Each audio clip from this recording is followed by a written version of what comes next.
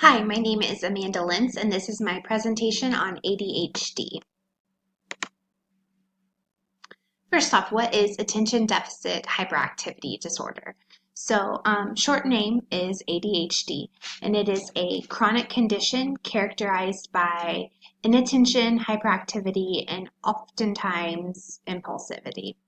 ADHD affects children and adults alike, though surprisingly, many adults are not actually diagnosed with the disorder until they're in their later years. And it's estimated that only 20% of adults who are living with ADHD have actually been diagnosed at this time, and even less are getting help for their symptoms.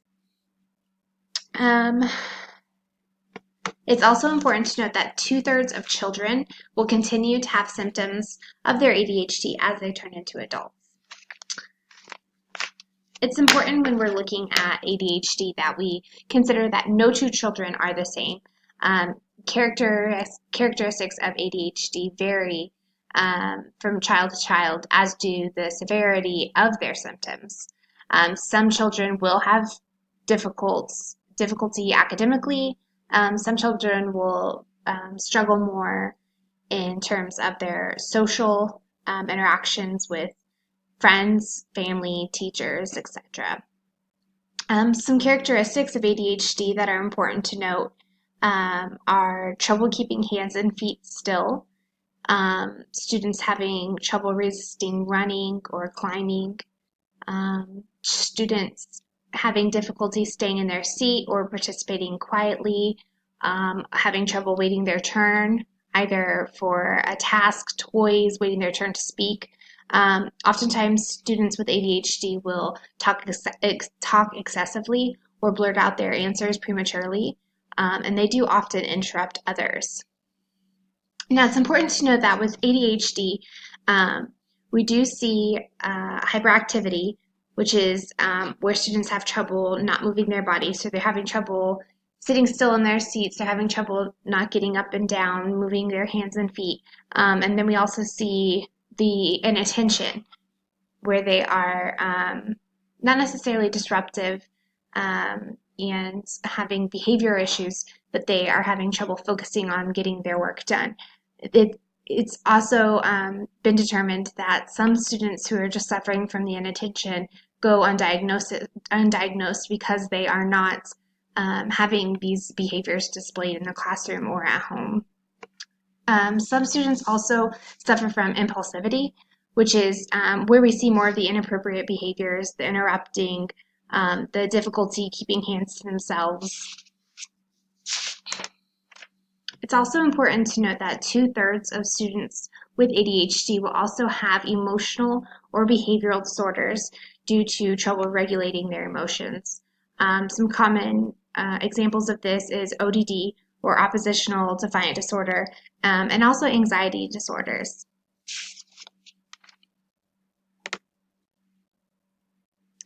So let's discuss some quick facts of ADHD. First off, 7% of children in the United States currently have been diagnosed with ADHD. This is about a 30% increase from the 1990s.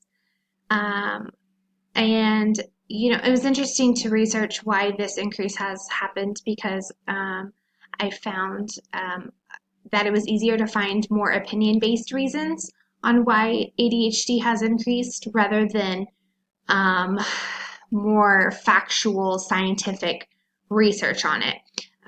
So as a parent myself who has a child who has been diagnosed with ADHD, I do know that there has been a lot of backlash on the disorder itself. Many times people will struggle to understand that there's actually a scientific reason as to why students have been diagnosed with ADHD and the actual differences going on in their brain compared to other children.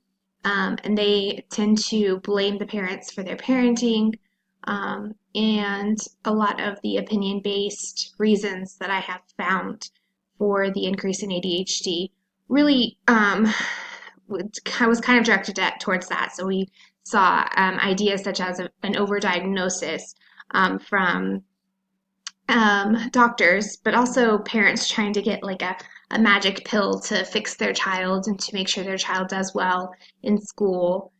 Um, then also blaming it on poor sleep routines, poor schedules in general with the family, not a lot of individualized family time interactions, too much screen time, etc. Um, but I personally believe that the reason ADHD has become more prevalent now is because that we have a better understanding of the disorder. I think we have been able to research so much, and we know how to spot it easier now, and we can also diagnose and treat it easier. We understand that all children are going to need different treatments. Some children don't need medication. They can have um, therapy or behavior help that will get them through. Some students do need medication to help with their ADHD, and it doesn't necessarily come one size fits all. We have so many medications out there that we have to cycle through to find the right one for our students. Um, I also think that teachers and parents are more aware of the disorder. They know more of what they're looking for. There's less emphasis on, well, this student is just having bad behavior, or the old school idea that boys will be boys.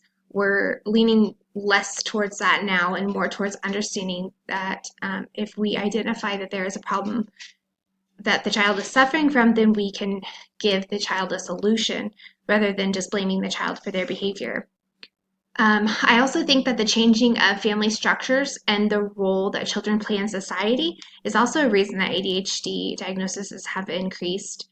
Um, we, in past years, even when in my childhood in the 90s, I'd say, um, kids were always out during the day moving. They were riding their bikes all day. They were out playing all the time. They weren't at home with their parents all day long. Whereas now that's kind of what we're doing. We're parents often stay home where they have their students in daycare or school.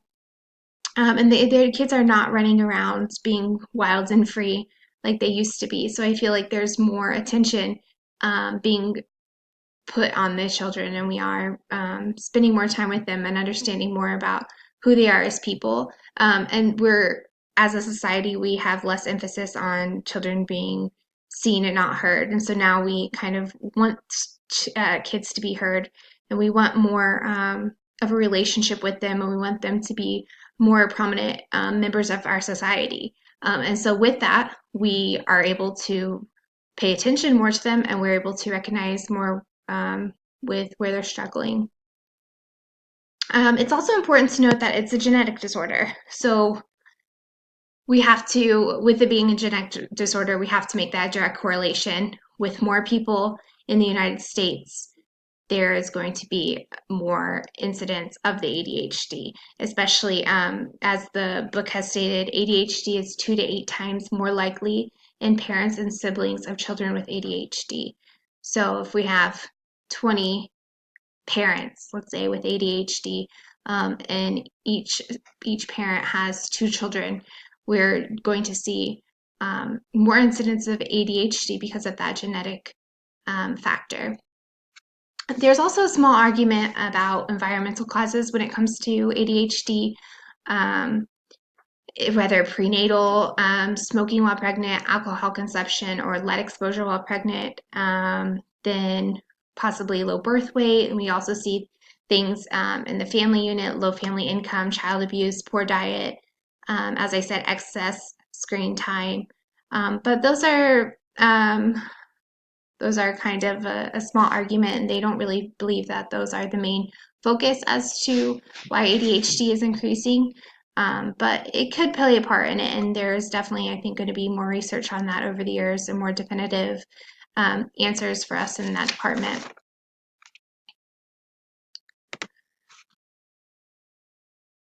So ADHD is covered under the IDEA 2004 Act, and it is under other health impairments. And a direct quote taken from the book that explains other health impairments is the category is limited. Sorry, the category says that students have limited strength, vitality, or alertness, including a heightened alertness to environmental stimuli, resulting in limited alertness. And I think that this pretty much rounds about ADHD. It really gives kind of a straight arrow to ADHD, which is important to note that 2/3 of students in this category actually have been diagnosed with ADHD. So the best way for us to identify ADHD in children is by using the Conners 3 test. And this test is given to teachers and parents. It's basically kind of a rating scale that's used by answering questions about the child's behavior. Does the child have trouble completing tasks? Does the child have trouble sitting still? Things like that. And for students who are aged 8 to 18, they might also administer a test to the student as well to speak about, their own experience and how they feel their behaviors are. And then at the end, it's kind of all graded together and rated. And this category definitely has ADHD. This category has the hyperactivity. This category has the impulsivity as well. And then there are other discussions of other behavior and emotional disorders in that same test.